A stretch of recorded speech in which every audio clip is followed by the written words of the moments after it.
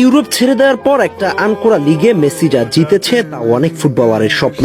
Messi এমনই হোক, সেটা ইউরোপ কিংবা ভিন্ন কোনো দেশের টুর্নামেন্ট, যেখানেই গেছেন রং ছড়িয়েছেন।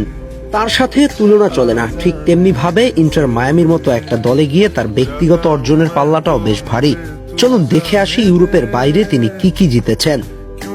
কাতালান ক্লাব বার্সেলোনার সঙ্গে সম্পর্ক টানাপোড়েনে যখন চূড়ান্ত সিদ্ধান্ত আসে বার্সেলোনা ছাড়ছেন মেসি, তখনই সৌদি থেকে আসতে থাকে একের পর এক লোভনীয় প্রস্তাব।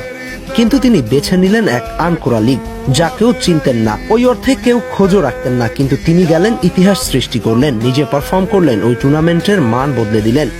2023-এ মায়ামিতে যোগ দিয়েই নিজের ক্যারিয়ারের অষ্টম ব্যালন ডি'অরটা নিজের করে নিয়েছেন আর্জেন্টাইন জীবন্ত কিংবদন্তি লিওনেল মেসি। খুব স্বাভাবিকভাবে এটাকে বড় করে দেখা যেতেই পারে। আপনি ইউরোপে ঠিক যেভাবে কঠিন প্রতিপক্ষের বিপক্ষে ম্যাচ খেলেন, ঠিক নিজেদের দলে থাকে বড় বড় তারকা ফুটবলার, যারা সহজেই খেলা তৈরি করতে পারে, গোল করতে সাহায্য করতে পারে।